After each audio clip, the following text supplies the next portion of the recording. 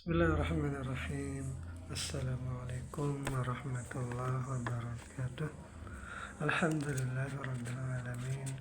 Wassalatu wassalamu ala sayyidina wa maulana Muhammadin wa ala alihi wa sahbihi ajma'in. Amma ba'du. Rabbi shrah li sadri wa yassir li amri wahlul 'uqdatam min lisani yafqahu qawli.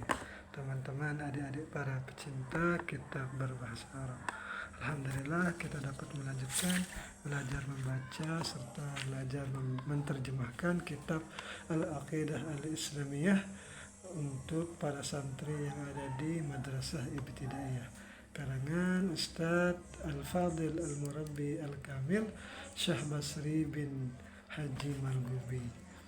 Ini masih tentang membahas mengenal atau ma'rifat kepada Allah. Yaitu di sini sekarang makna qiyam dan dalilnya. Kemarin sudah makna wujud, qidam, baqa dan mukhalafah lil hadis. Sekarang lanjutannya tentang qiyamu binafsihi dan wahdaniyat. Mari kita mulai. Bismillahirrahmanirrahim. Qala al-musannif rahimahullah, nafa'ana Allah ta'ala bi'ulumihi fid darain, amin ya rabbal alamin. Soal ini yang paling bawah ini. Ma makna al-qiyami binafsihi wa ma daliluhu. Bermula apakah makna qiyam atau berdiri dengan sendirinya, wa ma daliluhu, dan bermula apakah dalil dari berdiri dengan sendirinya itu. Jawab, maknahu bermula maknanya berdiri dengan sendirinya itu annahu la yahtaju ila siwahu, bahwasanya Allah itu tidak butuh kepada selainnya Allah. Artinya Allah itu tidak butuh sama sekali kepada makhluknya ini, tidak butuh kepada selainnya. Allah itu bisa berdiri dengan sendirinya. Artinya berdiri itu bukan berdiri sama dengan kita. Jadi Allah itu tidak perlu kepada, tidak butuh, tidak perlu kepada yang lain.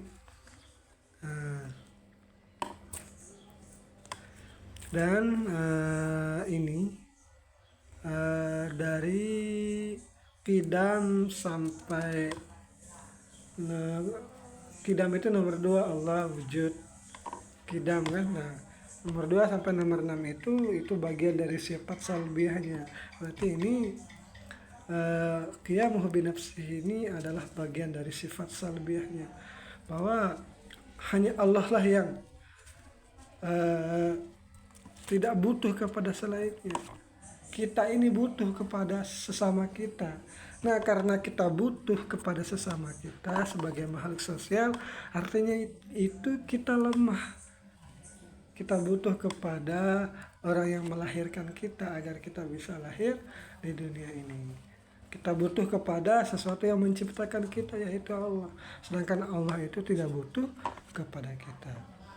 Wa daliluhu, dan bermula dalilnya berdiri dengan sendirinya ini, annahu law ihtaja ila ghairihi lakana ajizan. Jika seandainya Allah itu butuh kepada selainnya Allah, lakana ajizan, niscaya Allah itu adalah Tuhan yang lemah. Dan jika lemah, walau kana ajizan, dan jika ada Tuhan itu lemah, ma wujida syai'un min hadhil makhluqat, maka tidaklah didapati, tidak akan bisa kita dapatkan, tidak akan bisa kita lihat semua yang ada di depan kita, makhluk-makhluknya ini. Karena Allah itu lemah, tidak bisa menciptakan semuanya. Itu jika Allah itu butuh kepada sesuatu. Wa kaunuhu ajizan batilun, dan keadaannya Allah yang lemah seperti itu adalah batil. Nah, tidak mungkin Allah itu lemah.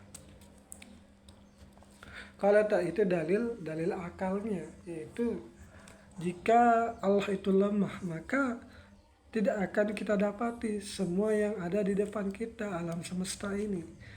Karena tidak mungkin bisa diciptakan jika ada Tuhan itu lemah. Itu maksudnya.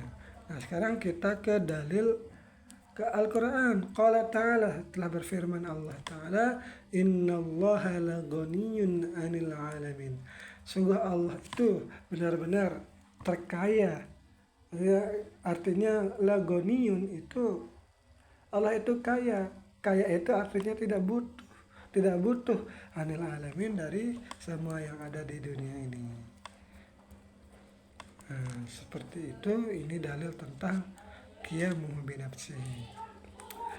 Soal makna wahdaniyati wa ma dalilwa. Bermula, apakah itu wahdaniyat dan apa dalilnya?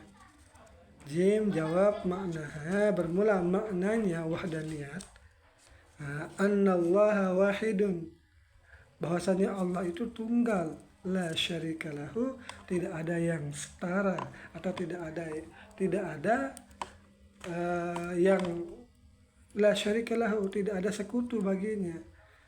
Artinya tidak ada sekutu yang setara baginya Allah.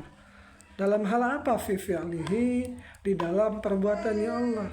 Wala fi sifatihi, dan tidak ada sekutu yang setara juga di dalam sifat-sifatnya. Wala fi zatihi, dan tidak ada sekutu pada zatnya Allah Ta'ala. Itu maksudnya wahdaniyat. Jadi Allah itu tidak ada yang setara dengannya di dalam menciptakan atau di dalam berbuat, di dalam sifat, dan tidak ada sekutu juga di dalam zatnya.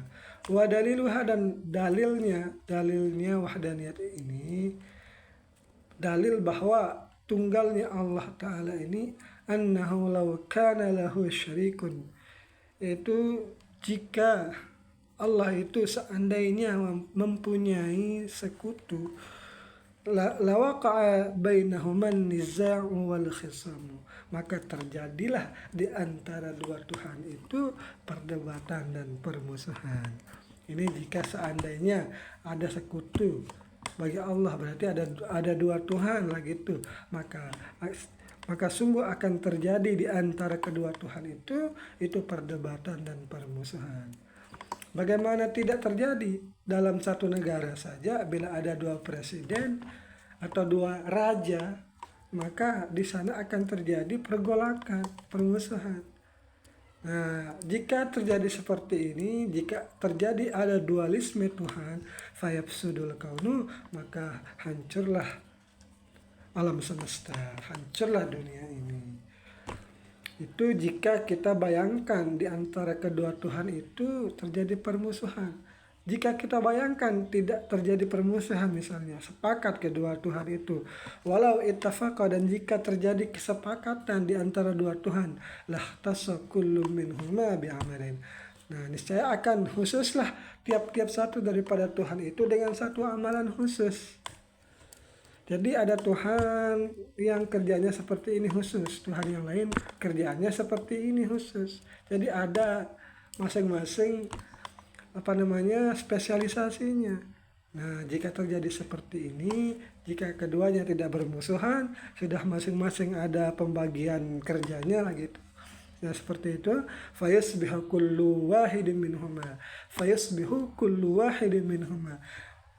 ajizan, maka jadilah tiap satu daripada kedua Tuhan itu lemah amma yaf'aluhul akhar, daripada apa yang dilakukan oleh Tuhan yang lain. Berarti jika terjadi pembagian tugas, maka itu menjadi dalil bahwa lemahnya salah satu daripada Tuhan itu, karena tidak dapat mengerjakan apa yang bisa dikerjakan oleh Tuhan yang lain. Nah, seperti itu. Ataupun jika tidak terjadi pergolakan, terjadi misalnya ada Tuhan yang satu mengalah, raja yang satu mengalah kepada Tuhan atau raja yang lain, maka sifat mengalah itulah tanda kelemahan, bahwa dia itu Tuhan yang lemah, dan Tuhan yang lemah itu batil. Wa hadza fi sya'nillahi batilun, dan bermula ini keadaan, jika keadaan ini ada pada Allah itu batil. Jika Allah itu lemah, maka atau jika Allah mempunyai sekutu, maka ini adalah batil. Itu maksudnya wahdaniyat. Nah, ini dalil aklinya. Qala ta'ala, Berfirman Allah Ta'ala, "Lau kana fihima alihatun illallahu lafasadata." Jika seandainya pada kepengurusan langit dan bumi itu oleh Tuhan-Tuhan, ada Tuhan-Tuhan yang mengurus langit dan bumi itu, ilallah yang selain Allah, artinya bukan Allah yang mengurus keduanya, lafasadata, niscaya benar-benar hancurlah langit dan bumi atau keduanya itu. Wa ilahukum ilahum wahid, dan bermula Tuhan kalian itu adalah Tuhan yang tunggal. Nah, semoga bisa dipahami. Ini yang bisa saya sampaikan. Mohon maaf bila terdapat kesalahan, mohon diluruskan di kolom komentar. Assalamualaikum warahmatullahi wabarakatuh.